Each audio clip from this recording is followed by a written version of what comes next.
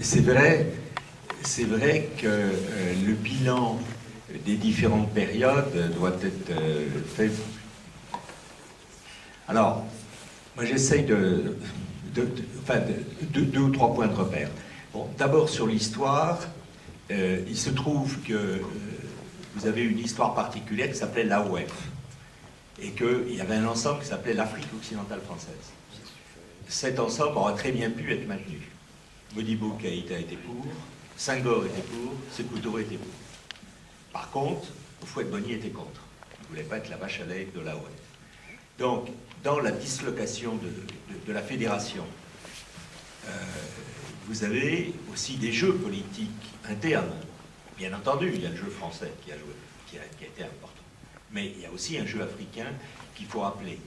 Et comme vous le savez, Modibo Keïta voulait absolument cette fédération, a trouvé une fédération avec le Sénégal. Senghor était également pour la fédération, puis in fine, ça n'a pas tenu. Donc le Soudan est devenu le Mali, mais sans le Sénégal.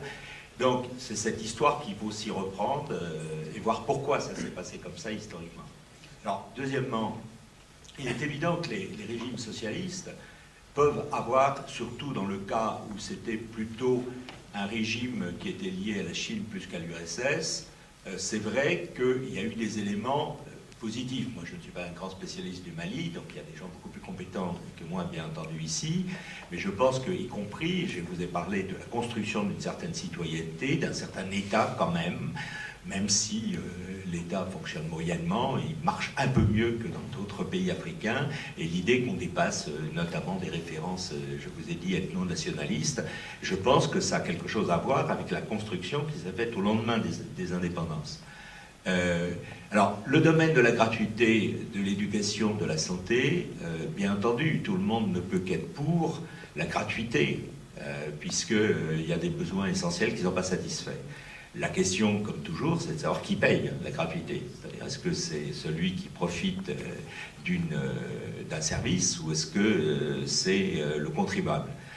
Il faut bien voir que la gratuité complète des systèmes éducatifs ou la gratuité complète des systèmes de santé n'a pas que des côtés positifs. C'est pour ça qu'il y a eu des initiatives qui faisaient que les populations payer un tout petit peu les médicaments ou un tout petit peu l'accès à des dispensaires parce que ça les permet d'être concernés directement par rapport aux soins qu'ils reçoivent. Et puis, est-ce qu'un pays comme le Mali peut comparer ce qui s'est passé il y a 50 ans où il y avait 3 fois moins de population? Les conditions ont également changé. Ce que doit gérer le Mali, on l'a dit dans le film, c'est que la moitié de la population a moins de 15 ans et que le rapport entre ceux qui vont à l'école et ceux qui ont une activité, c'est un rapport 5 fois supérieur à celui de la France. Il y a 5 fois plus d'élèves par actif qu'il n'y en a en France. Et donc, est-ce qu'il est possible de gérer un système scolaire qui explose quantitativement dans un système qui coûte de plus en plus cher à l'État?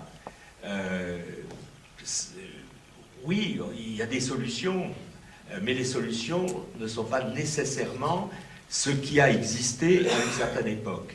Et quant aux industries, il faut voir aussi, bien entendu, vous avez le drame de 8 comas, vous avez le drame des sociétés d'État qui ont disparu avec tout ce que ça entraîne comme chômage. Or, on sait très bien qu'un salarié, ça fait vivre 15 à 20 non-salariés dans les sociétés comme le Mali. Mais il faut voir aussi que, comme je vous l'ai dit, les frontières sont ouvertes.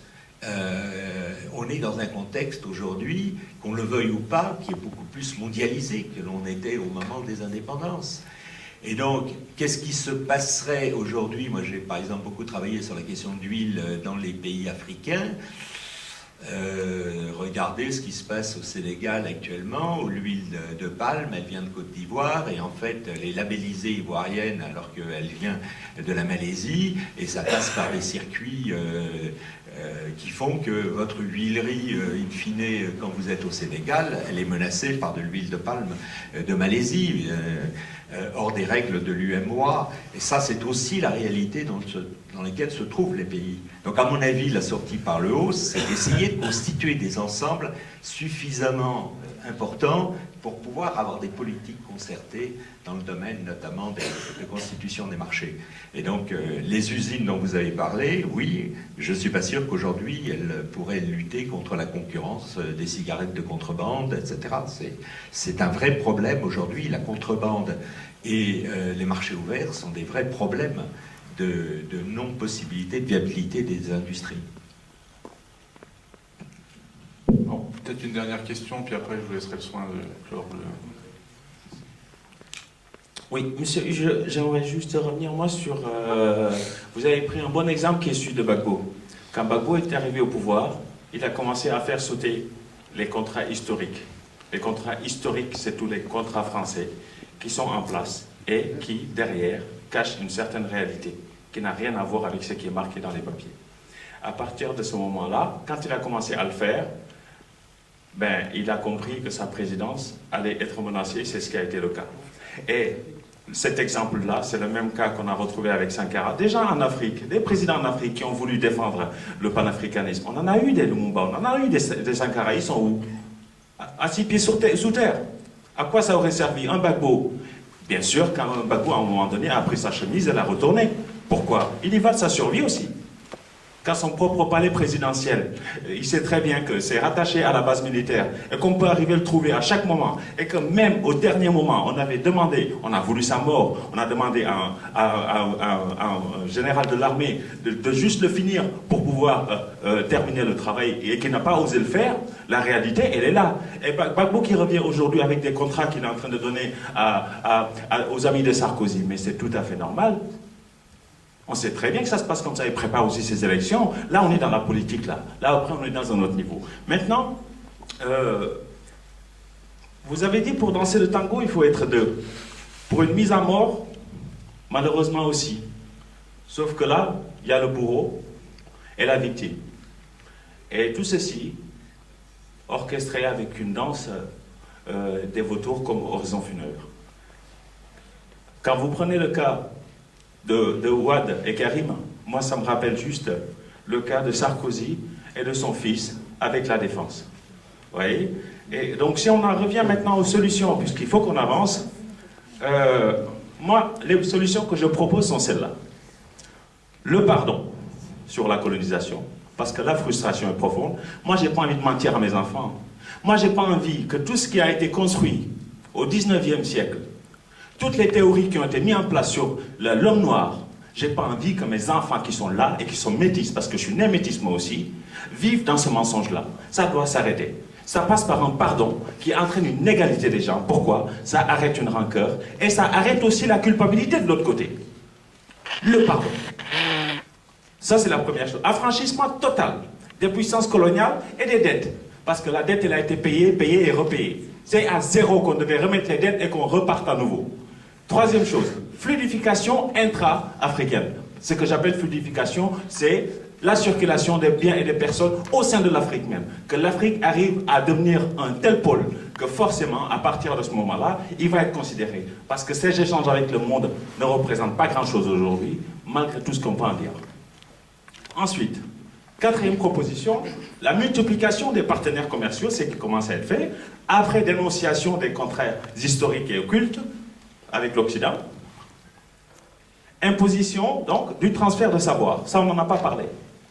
Mais pendant toute la période coloniale et après la colonisation, mais on n'a été que des consommateurs invétérés. On n'a rien inventé, on n'a rien produit. On ne nous a rien appris. Après, c'est trop facile de nous juger. Voilà. Merci. S'agissant de la lecture que vous faites de l'histoire politique récente de la Côte d'Ivoire, je la respecte, je ne la partage pas. Si la France avait voulu déloger Laurent Gbagbo de la présidence ivoirienne, hélas, et à mon grand regret, elle y serait parvenue. L'exemple de Sankara, je suis navré de vous rappeler un petit point d'histoire, qui est que celui qui a mis un terme brutal, violent et définitif au règne de Thomas Sankara, cet homme qui avait tenu tête si crânement à François Mitterrand, n'est pas un Français, mais un certain Blaise Compaoré qui vient d'être élu sans rival pour un nouveau mandat après avoir fait ce qu'il fallait à la constitution de son pays. Donc là encore, nuançons un tout petit peu le propos.